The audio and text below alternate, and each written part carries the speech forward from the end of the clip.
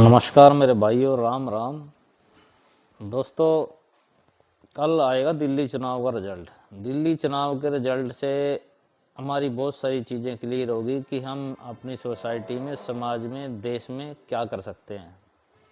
क्योंकि जब हम देश ना दो तरीके से ओके हो सकता है, या तो फिर नीचे की पब्लिक निर्णय करे या ऊपर का पॉलिटिकल सिस्टम निर्णय करे।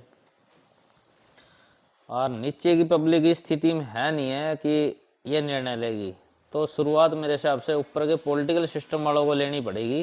और ऊपर का पॉलिटिकल सिस्टम जब दुरुस्त होगा, जब धूर्त लोग की चले नहीं।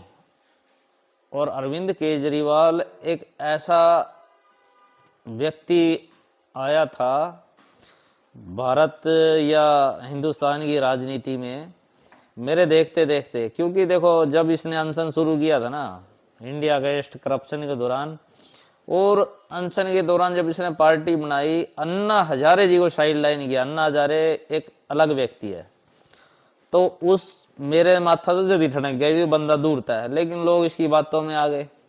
अरे भी कोई भरोसा नहीं है कल ना कि सरकार आ जाए। क्यों भाई, लोग कौन समझावे ना, फ्री का सिस्टम ही ऐसा, फ्री ले लेगा देश, चाहे बाढ़ मजाओ, इन्हें कोई मतलब नहीं है। जब तक जिंदे हैं, जब तक फ्री में, और जब अंग्रेजों की बुढ़ गया में राज आ गया, गुलाम हो गए, जब अपना फिर ठहरे खा का काम करना। इतनी दूर क्यों उनको नहीं सोच दे रही है। चलो, कुल मिलाकर एक सिस्टम ऐसा होना चाहिए, जायज और नाजायज हो रहा है। जायज क्या है, नीचे वाले भी गड़बड़ कर रहे हैं। नीचे वाले बहुत सारे ऐसे हैं जिनको सरकारी सहायताएं चाहिए, जायज हैं, ले लो। बहुत सारे ऐसे जिन्हें चाहिए ही नहीं, 4-4, 5-5 किले हैं, गाड़ियां हैं, ट्रैक्टर हैं, ट्रैली है। मैं तो हरियाणा में, मेरी बात कर रहा हूं मैं, फिर भी सरकारी सहायता ले रहे हैं। ऊपर के लेवल बग जाओ, बीच के तो खैर बीच का बंदा तो पिसदार है, मध्यम वर्ग, इन्हें कोई सुविधा नहीं देते हैं। फिर अपर लेवल बग जाओ, नेता और बड़े बड़े उद्योगपति वहां कर्जा माफ होता है। और बड़े बड़े नेता जिस तरह 10-12 एमएलए बन गए, 5-12 एमएलए बन गए, उतनी उम्र की तनख्वाह ले लेंगे। शुरुआत करने के लिए, बलिदान करने के लिए कोई राजी नहीं है। अब ये एक राष्ट्र प्रेम की लगन है, अंदरूनी एक कहते हैं ना अन्याय के खिलाफ और अनुचित, या कहते हैं ना एक नजायज के खिलाफ युद्ध है। और ये शीत युद्ध है। शीत युद्ध में अगवा कौन बन सकता है पता, ना तो निचले लेवल के बंदे बन सकते हैं, ना ही अपर लेवल के बंदे बन सकते।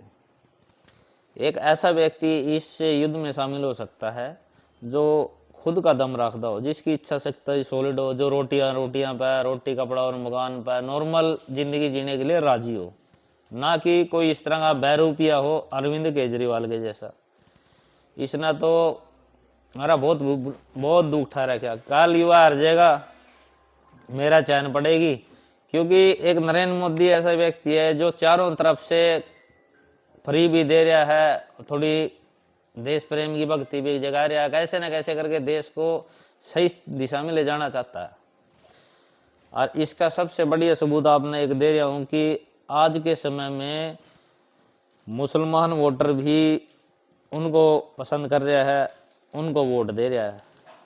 और आने वाले समय में स्थिति चेंज होगी, क्योंकि अगले न पीएम मोदी जी ने अपनी छवि देश प्रेमी, विकासवादी देश की एक मानसिकता है, वो सोच उन्होंने प्रदर्शित करी है, ना कि एक हिंदूवादी, उसकी सॉफ्ट हिंदुत्व कहते हैं जिसको, सबका साथ सबका विकास वाली नीति पर अगला चलना गया। और हम उसके प्रति समर्पित रहेंगे तो मेरे भाई देश डेवलप हो जाएगा, आगे डेवलप होना शुरू हो जाएगा। अभी की स्थिति कितनी खराब है।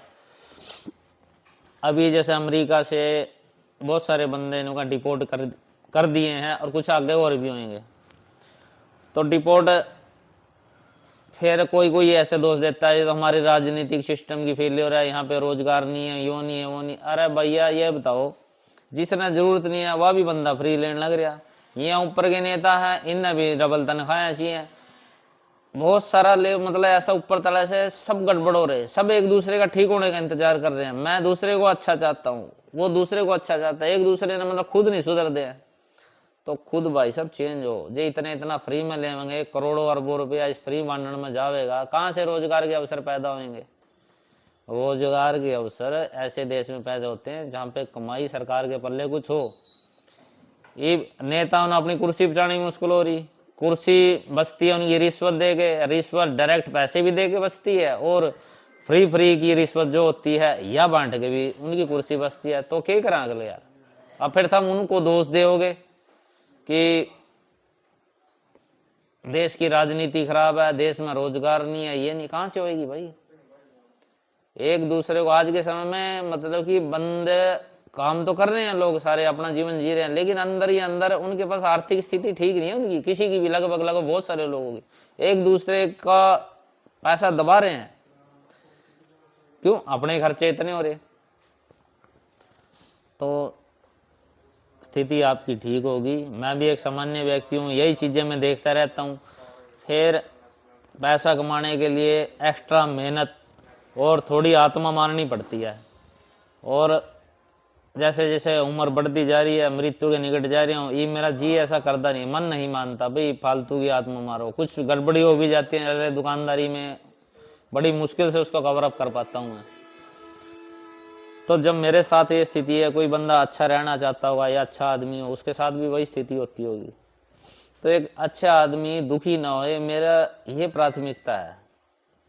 बस इतना कुछ हम कर लें आपस में कि एक दूसरे के लिए बढ़िया तरीके से जिया जा सके। ये इसके अलावा भी आगे दुनिया है, प्रेम प्यार, बहुत सारी ज़रूरतें होती है इंसान की, और हम इसी चक्कर में मकड़ जाल में उलझे हुए हैं। तो इससे आगे बढ़ के हमको वो जीवन जीना है जिसके लिए हम यहाँ पे आए हैं, इस धरती पे आए हैं।